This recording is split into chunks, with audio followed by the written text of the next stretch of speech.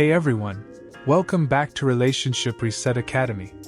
I'm Michael Flynn, and for over 15 years, I've been helping couples navigate their toughest challenges and find their way back to love.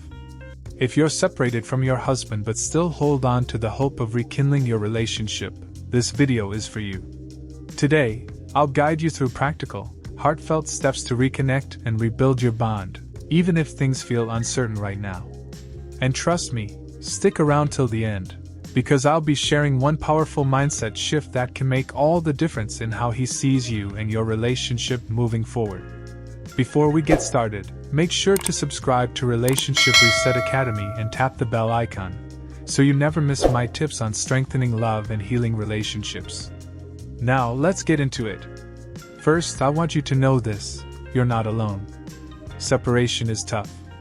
It's confusing, it's emotional, and it probably feels like you're walking a tightrope, wondering what's going to happen next.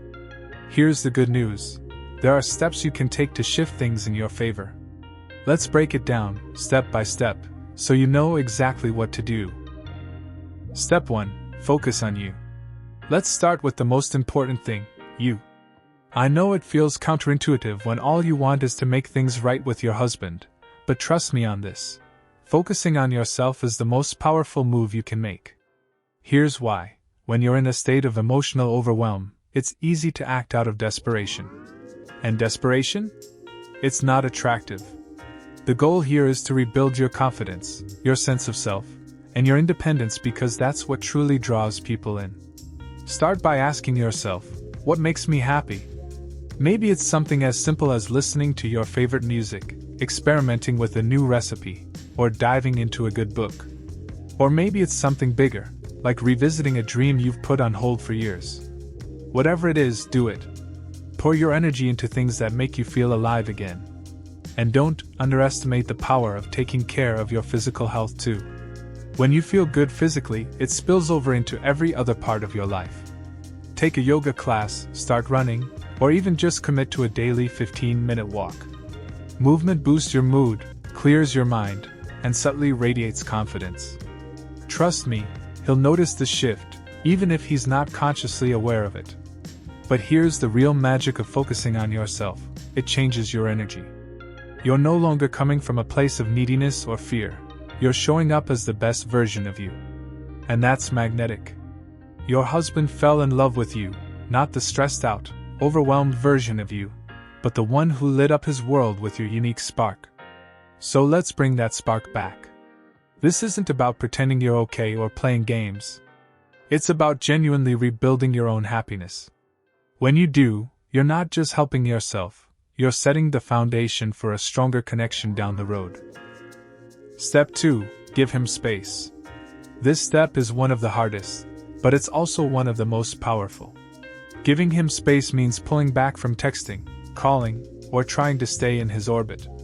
Why? Because absence really does make the heart grow fonder. When you're constantly around, physically or virtually, he doesn't have the chance to miss you. And right now, you want him to feel that void. Think about it like this: have you ever had a favorite song that you played on repeat until you got sick of it? Relationships can sometimes feel the same way. When you pull back, you create the silence and stillness he needs to reflect on what life feels like without you. Now, giving him space doesn't mean cutting him off completely or being cold when you interact. It means stepping back just enough to let him notice your absence. If you've been texting him daily, cut it down to once a week, or not at all for a little while. If you've been asking about his day or checking in, stop. Let him take the lead for a change. This isn't about playing games or trying to manipulate him. It's about respecting his need for space while also reclaiming your own. When you step back, it also gives you time to focus on step 1, yourself. You're not sitting around waiting for his texts. You're out there living your life. And here's the kicker: men often need that time and distance to process their feelings. When you give him space, you're giving him the opportunity to reflect on what he's missing. He might start thinking about the little things: the way you laugh, the inside jokes you shared, or the way you always knew how to cheer him up. That's the kind of emotional pull that space creates. So, resist the urge to check in, just to see how he's doing. He'll reach out when he's ready, and when he does, you'll be in a much stronger position because you've given him the time to realize what he's missing. If you're serious about rekindling the spark and want to know how to create that perfect balance of space and connection, head over to romancedictionary.com/marriage for detailed advice that works.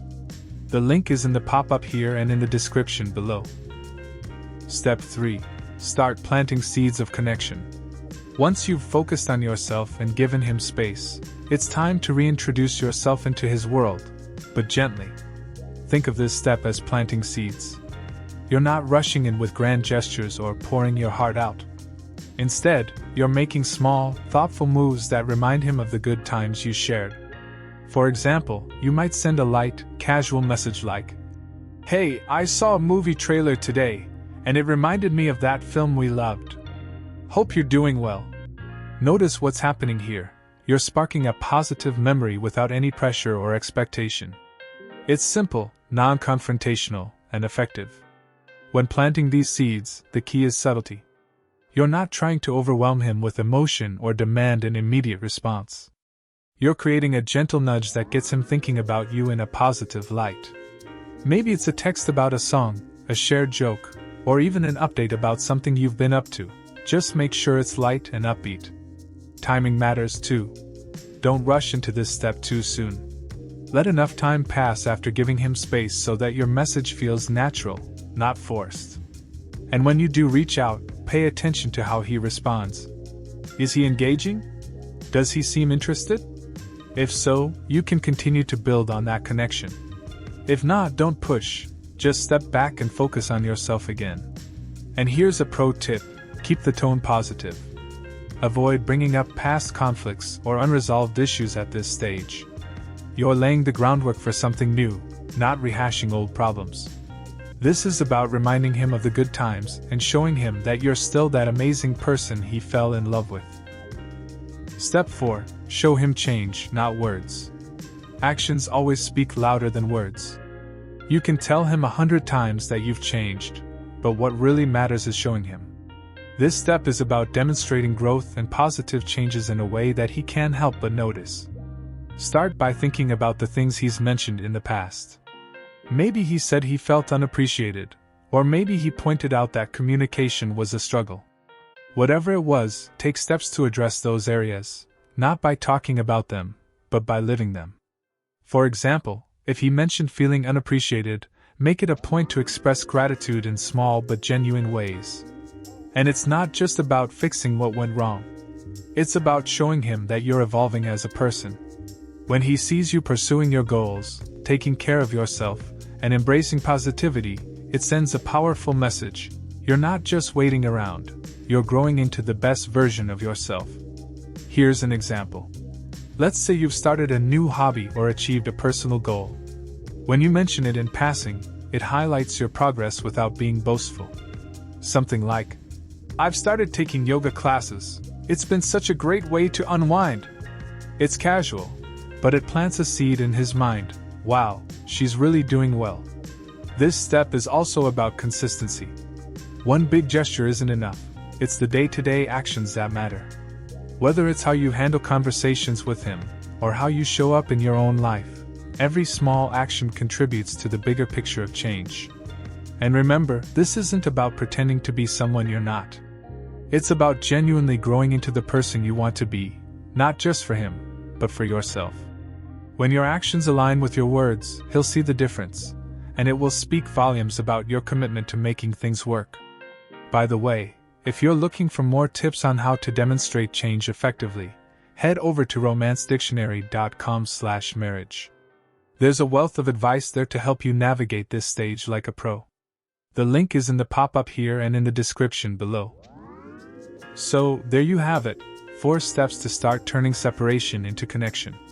And remember, this isn't just about winning him back, it's about rebuilding something even better. If this resonated with you, let me know in the comments. Share your story. I read every single one, and I'd love to hear how you're doing. Oh, and before you go, don't forget to subscribe to Relationship Reset Academy and turn on notifications so you don't miss any of our upcoming videos. We've got a lot more content to help you rewrite your love story. Check out the links in the description box to get started today. Your happy ending? It's closer than you think. Thanks for watching. Don't stop here. Watch my next video for more tips on building a lasting connection. I'll see you there.